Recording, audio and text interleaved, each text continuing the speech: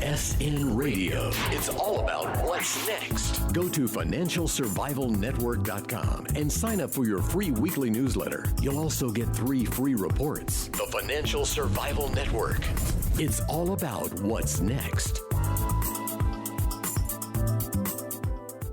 Welcome. You are listening to the Financial Survival Network. It's February 27th, 2017, and we're with Jason Hartman. He's got some exciting news. You know, the amazing thing about you, Jason, is you never stand still. You're always up to something, which is why I always love having you on the show. Welcome back. Well, thank you, Kerry. You know, maybe that's inspired by one of my favorite quotes from Ray Kroc, the founder of the McDonald's franchise system. And Ray said, as long as you're green, you're growing. As soon as you're ripe, you begin to rot. So I don't ever want to be ripe. I want to just keep on growing.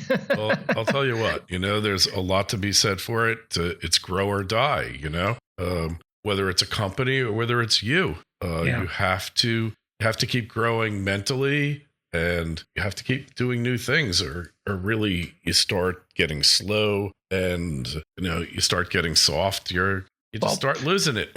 The stationary position in life is really moving backwards relative to the rest of the world, because as so many things in the world move forward, if you're just standing still, you're really moving backwards from a relative perspective, right? So you don't want to let that happen, and that is very important. But in so many ways, it's you know, as I always say, it's an amazing time to be alive, but it's also a really weird time to be alive. I guess everybody's felt that way probably throughout history, but you know, this is the only time we can relate to because it's the time we're alive, right? Yeah, of course.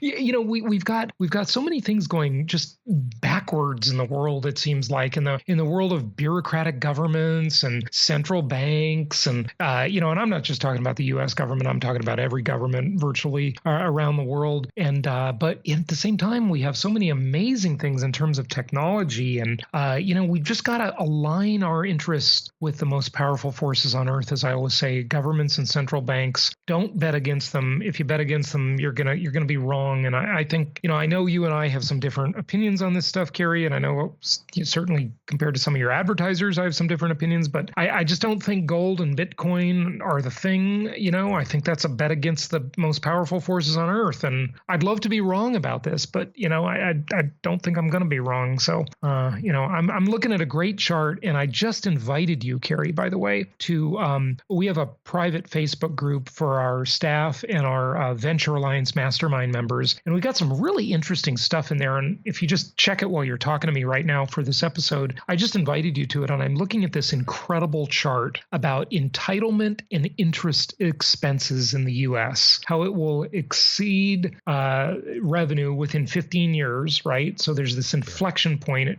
at 2025, so really 13 years. And man, if this and Donald Trump and just government spending in general don't say inflation is coming, I don't know what does. But do you see this chart by chance? Did you have a chance to look at that right now? So you just invited me on Facebook, was it? I just did. Yeah. See, we do things off the cuff here sometimes, and this is one of those examples. I'll tag you. Right. There you go. Getting in there right now. Oh my God. Does that chart blow your mind or what? Yeah, revenue's stagnant and expenses are going up. Kind of looks like not just going up, but we're talking about a 40% increase through 2050, which, by the way, is a lot closer than you think, listeners. If you live another 10 or 15 years, no matter how old you are, you might easily live another 50 years. So be prepared for a new problem. Here's the problem. Too much life left at the end of the money. You better invest for it. Yeah, you don't want to live longer than your money. Yeah, no, you don't. But, you know, as problems go, Kerry, that's a good problem to have. So, but it is a problem nonetheless. So I tell you, we think that Trump is inflationary. We think inflation is a home run for income property investors. We think, you know, income property is the most historically proven asset class in the world. And, you know, you combine that possibility, which, you know, certainly we could be wrong about it, but I don't know. It doesn't seem like it. You combine that with the incredible demographics coming at the rental market over the next decade, with Gen Y being saddled with massive student loan debt, coming into an anemic employment market, loving mobility, loving the sharing economy, and delaying household and family formation longer than any generation in history of the entire world. And I tell you, we've got a strong rental market coming at us. We've already seen it the last 5 years, but it's only going to get better. And then you've got Gen Z coming up after that. And I don't know a lot about Gen Z yet. Nobody does, because they're still teenagers. But it's getting interesting to look at them as well. And I think it's a pretty amazing time to be a real estate investor. I really do. Although I got to tell you, you've had him on your show, I believe. I've had him on my show 4 times. He's coming up again. But Mr. Harry Dent, the guy who is right and wrong, famously. Yeah, that's right. Along with Peter Schiff, who seems to be wrong almost all the time. But they're both super interesting to listen to. And Harry's coming back on my show. I just finished his book, his newest book, and I think I don't know. I think he's gone off the deep end here a little bit on some of these predictions. Yeah. Kerry, when he talks about real estate, he talks about it as if it's one thing, like all real estate around the world is just real estate. He doesn't divide it up into price range, linear market, cyclical market, hybrid market. He doesn't do any division. It's just real estate as though it's one entity. Crazy. Yeah. Well, he hasn't always been right. But, it's like Nassim Taleb, the Black Swan. With him, he doesn't have to be right very often. He just has to be right that one time when he's got a lot riding on it, and all of a sudden he makes a killing. With Harry Dent, I don't know about. People are paying him for his advice. Yeah. So. Yeah. That's definitely true. Well, I mean, what do you think is coming? Do you think, when we try to predict things and we look at the Trump administration and what they're doing, we look at the spending, we look at his, Trump has a $1.15 trillion discretionary budget, basically, and that's another graph on there, right? And you look at the money that he wants to spend on infrastructure, on military. I mean, it boggles the mind, I mean, you could easily argue that he's a Democrat with this kind of spending, right? Well, you know what they say, the future's not what it used to be. Yeah, so, Yogi Berra, I love that quote. And I just put together some quotes about the U.S. Congress. Mm-hmm. I mean, he said the media is the enemy. I think the Congress is the enemy, because they're bought and paid for by all these different interest groups who are really bad news, It's going to be a fight. No question about that. But I don't know. The media is bought and paid for, too, by the corporatocracy. And that's a big special interest group, too. So I don't think we can trust any of this stuff. We just have to be smart. We have to make up our own mind. We have to be independent thinkers and really look at the world that way. But check out, I just tagged you on another thing, Kerry, and let's talk about this to your listeners as well. The existing home sales for January 2017, I mean, I saw that, inventory is tight. January had the highest rate of home sales growth in 10 years. And I'll tell you something else. It would have been even higher if inventory of homes was not so constricted. Now, don't get me wrong, folks. My optimism does not extend to high-priced, high land value, left-wing controlled bubble markets. I think these markets are way too frothy. One is near you, Kerry, and that is South Florida, I think is a bubble. I think virtually, the West Coast, pretty much the whole thing is a bubble. It'd go from Seattle down to San Diego. It's all too expensive. You look at the northeastern markets where they've got really high-priced real estate again. I think those markets are a disaster. Again, it's anybody's guess when they're going to collapse and how long the Trump administration that's business friendly and real estate friendly could just pump more money into that system. But there's no way this is sustainable. I mean, there is no way. There is no reasonable valuation metric for any of these markets. And if they go another 10, 15, 20% higher, then they're just in fantasy land. I mean, there's no fundamentals backing them up. This is true. but they can go on for a while, longer than you think, right? Who knows? I mean, it's just anybody's guess when the chickens will come home to roost, as they say, right? But they've got to. They've absolutely got to. There's no way this is sustainable. When you compare, and looking at this chart, the median national home price is $228,900. Median single-family homes, $230,400, and condos and co-ops down at $217,400, right? All cash sales were 23% of all the transactions in January, and that's pretty significant. That's up from 21% in December, and and down from 26% a year ago. But you know what that says to me? Those all cash purchases, largely foreign buyers, coming to the U.S. that has always been thought of as the Brinks truck of the world. The safe place to shelter your money. It's not going to be in China. It's not going to be in Brazil. It's not going to be in Argentina. And you're not going to be able to open a Swiss bank account anymore either. So, the U.S. is still as messed up as it is. It's the place everybody goes. From around the world to keep their money safe. It's not going to be in Russia, right? It's not going to be in China either, probably, right? I don't see people fleeing to China with that pollution. Yeah, and with the massive, very real threat of very serious civil unrest in China. I think, and that's the one thing I do agree with Harry Dent about in his last book. He talks about how China is set for giant, epic problems. I don't think that the next 15 years are looking too good for China, I gotta say. Yeah. Well, having been there recently, I think their problem is going to be, hey, we've got all this money, but the pollution is killing us. We'll give up the money. Just give us air we can breathe, please.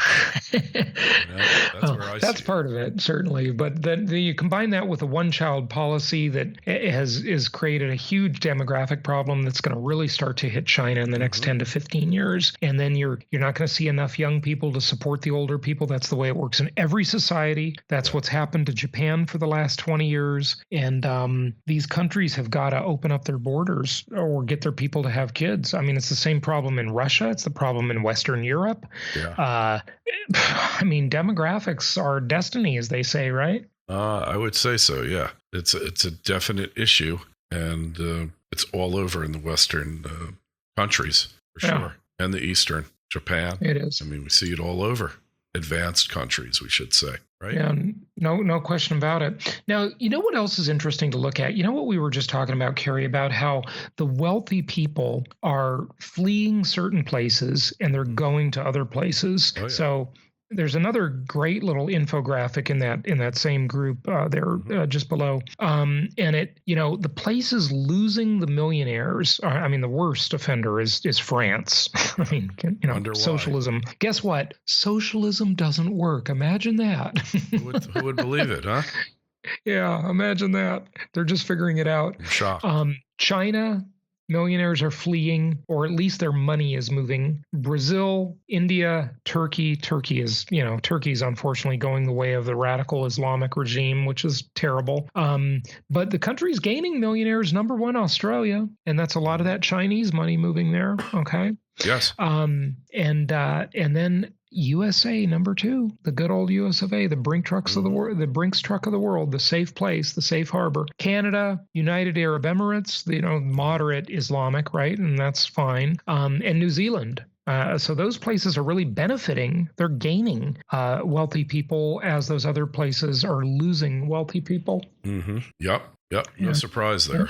Yeah, it's just a huge difference. So, tell me more about what your guests and what your listeners are seeing and saying about what to expect, Kerry. Well, the Euro collapse that's coming, the Frexit coming up next, Marine Le Pen. I believe she's going to be elected, even though the establishment is saying no way it's ever going to happen. We see in the Netherlands, Geert Wilders probably going to be elected, even though he's no longer on the campaign trail because of the threats that he's receiving. So nationalism definitely playing, which is bad for the euro, which is good for the dollar, good for the U.S. The whole collapse of the EU, it's going to have worldwide ramifications. So Italy Spain, Portugal, they're probably, Greece already had its disaster. They're probably coming next. People don't want to pay for people who aren't responsible in countries that aren't responsible, right? So tell us about the collapse of the EU, and I think that's going to happen too. I've talked about it a lot on my podcast. Frankly, I think it's a good thing. I mean, I was so in favor of the Brexit. I just don't like globalist thinking. I don't think these countries can, imagine that. Like, how crazy is the idea of the EU and the Eurozone in general? These countries could actually combine their economies and their currencies when you've got some countries that are more responsible and just much better managed than others. You can't, of course there's going to be resentment, right? Oh, yeah. And Greece is coming back again. Nothing was solved there. They're another disaster that doesn't go away. So a lot of these things keep happening over and over again, and the problem never gets solved. The debt never gets solved. So if interest rates, they keep saying they're going up, they're not going up. Eventually, they're going to go up here in the U.S. too, and that's going to be a disaster in the making, right? Yep. If they do, Well, see, the thing on the U.S., let me just address that on the real estate side only, okay? So I agree with you that an interest rate increase is going to hurt. No question about that. But at the same time, if you loosen the money supply, even if the cost of that money is higher, but the ability to get it is easier, and the lenders have reduced cost in loaning it because they have less regulatory burdens and less regulatory cost, right? That's an interesting thing. Those could be a wash, it could even be better. I've long thought rates are way too low. Rates have got to go up. It's just actually terrible. It hurts a lot of people having these low rates, seniors especially, who've delayed gratification and done the right thing all their lives, right? And and what I'm talking about there is the Trump administration in general, but Dodd-Frank specifically. So you've got this ridiculous, draconian legislation by idiots like Barney Frank, who know nothing about banking or business, or they're just like ivory tower, special interest people, right? And fortunately, he's gone, but, he left behind this legacy that has just really hurt the real estate market, where the government just gets in the way of everything that makes sense and has caused just tons of problems. So that's Dodd-Frank. And Trump wants to dismantle Dodd-Frank. He may not succeed, but at least he's going to soften it. And that's going to be huge for real estate. Yeah, well, it'll be interesting to see if he can get rid of the Consumer Financial Protection Bureau. Yes, the unaccountable CFPB, right? That's basically run by one guy. Yeah, sure. No oversight really, no committee, party. It's just it's like a czar, right? Exactly. One guy, one party. No Republicans allowed. Absurd. Yeah, totally corrupt. Power corrupts, and absolute power corrupts absolutely, as they say. Or as they said in Monty Python, absolute power is fun, It is for those who have it. Yeah, exactly. Right? Yeah. No question about it. Okay, so you think? How soon are we looking at on the EU? Who do you think is going to leave next? Well, the French elections are right around the corner, right? I think a couple of weeks, right? Yep. Yeah, French presidential elections. April 23rd they are. So the Netherlands, I guess, is next, right? So I don't remember when they come up, but they're coming up like right around the corner. They're all coming up here in March. We've got other ones. So, it's just, it's inevitable because their interests are starting to diverge. The native populations are starting to feel alienated because of unfettered immigration. It just goes on and on. They just don't understand that you can't have this unrestricted, unlimited immigration and think that it's going to have a good outcome. It's nuts. Oh, yeah, of course not. Of course not. There's no way. Yeah. Yep. So the Dutch are going to probably finally say enough. And they're in March 15th, I think they come up. So all these elections are going to be real shockers to the establishment. Not really. They know what's coming, but they have to pretend to be shocked, right? They can't just say, oh, we're going to lose. They have to say, no, we're not going to lose, just like they did here. Even though they probably have a feeling they're going to lose, they got to pretend to be invincible. That's their strategy, right? Mm-hmm. But I don't think it's going to work out, just like it didn't here. Yeah, so. Absolutely. So what does this mean to investors, though? All of this changing of everything, what does it mean? I mean... I'm not particularly certain at this point. I think it's uncertain times, and people will be fleeing to safety. That's what I think. I think they'll be really looking for more safety and more money flowing to the U.S. markets. I mean, that's what a lot of it's about. People can't figure out why the market keeps going up, but like you said, the Brinks truck phenomena, I think that has a lot to do with it. A lot. Yeah, no question about it. So the Brinks truck makes America and American real estate even more positive because the media loves to play out like the country's falling apart, but it's not even close to falling apart. Yeah. These morons in Hollywood, the morons in the media, they all hate Trump. I mean, it's got to cause some people like myself to give Trump more sympathy. I might give them a break because they're so pathetically biased. I mean, I'm not saying I even like Trump that much, but I'm just so fed up with the media and their bullying, and Hollywood's guilty of the same thing. They're the worst people in the world. Yeah, they're a bunch of spoiled brats. And I have no use. And they all said they'd move if Trump got elected, but none of them have moved. Yeah, can't take them up on that offer. No, I wish they would. I'd help them pack. Yeah, I'd help contribute to one-way airfare. Yeah, exactly. Oh God, it's unbelievable.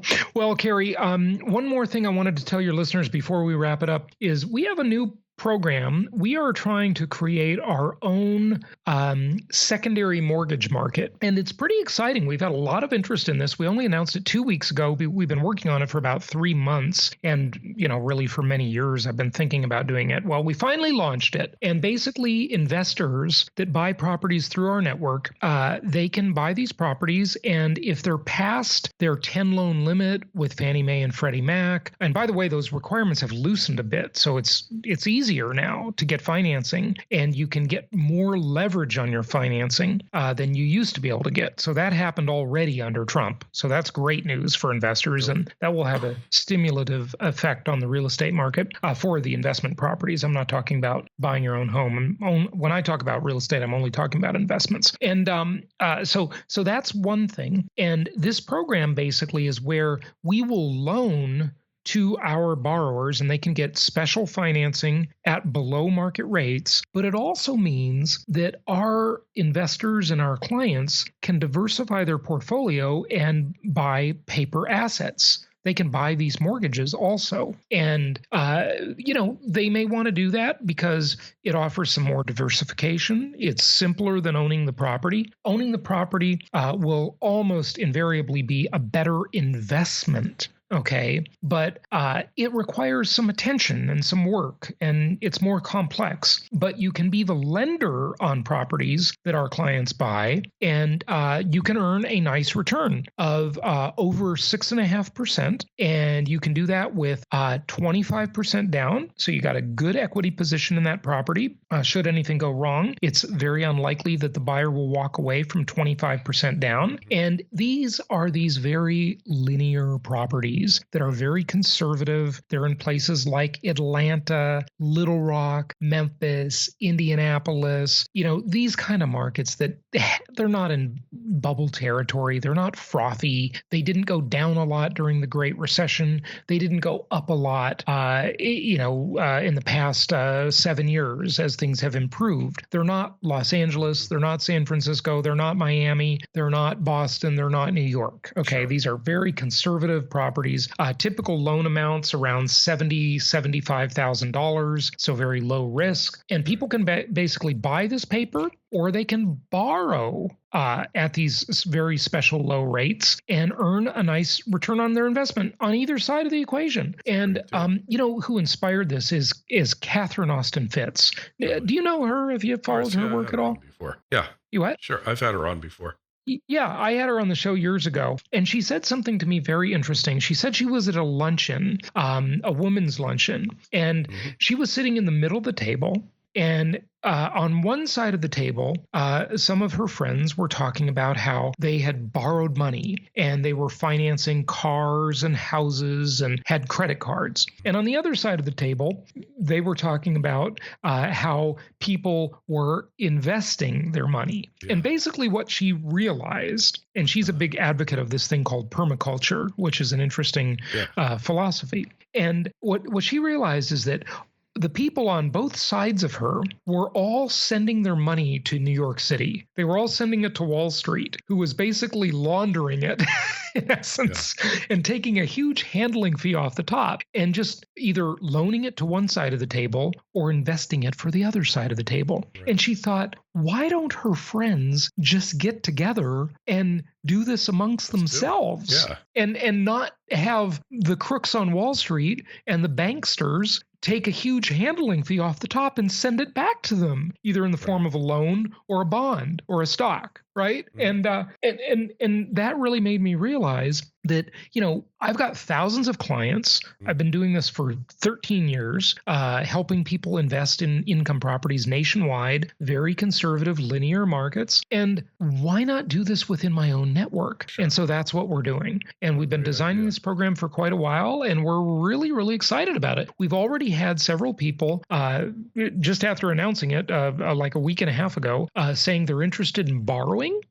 And then others say they're interested in buying the notes. Oh, that's phenomenal. So this is our own Fannie Mae. We've got our own secondary mortgage market here that's developing. So it's really exciting. So if any of your listeners are interested in borrowing to finance properties, this can be a very good deal for IRA buyers, foreign nationals, people that have more than 10 properties, or people that don't have incredibly great credit scores. I mean, it's basically asset-based financing. So we're looking to the asset to be the collateral for these loans. Or you just don't want to go through the hassle of dealing with institution. It's a lot easier to deal with a guy across the table. All right. You have decent credit and you just want to buy another house. The common connection is you, Jason. You know them both. Shake hands. Do a deal, and I'm sure the paperwork is very simple, expedited. It's very done easy. in 15 minutes instead of hours and hours and hours, and more paper that these banks ask you for over and over and over again until you're blue in the face. They ask you for the same thing over and over and over again now. Oh, yeah, I know. It's mind-boggling. The most nauseating process you've ever been through. That's fascinating. Well, I wish you the best of luck in it. It's about time somebody came up with a creative method to bypass these institutions who have outlived their usefulness, Jason. Let's face it. Yeah. In the old economy, they served a purpose, but nowadays people can just be networked together. Yeah. They can disintermediate the big banks and the brokerage firms and all of that kind of stuff. So it's an amazing time to be alive. And if any of your listeners are interested in that, they can just contact any of our investment counselors at jasonhartman.com. That's jasonhartman.com, or check out my podcast on iTunes and all the usual places. And the podcast is always up on our site as well. You don't even have to look at Jason's site, and it'll click you right through to it. The link to Jason's site is in the show notes to this interview. You can always find it. Jason, that's really exciting. I love to see the banks get cut out of the equation. The more we can do that, the better. There's so many ways of doing it now. It's just a phenomenal way of financing real estate and getting rid of them. You don't need them anymore. It's phenomenal. So, you really don't. Yeah, you really don't. I love it. Well, thanks, Kerry. Happy investing to you and your listeners. FSN Radio. It's all about what's next. Go to financialsurvivalnetwork.com and sign up for your free weekly newsletter. You'll also get 3 free reports. The Financial Survival Network. It's all about what's next.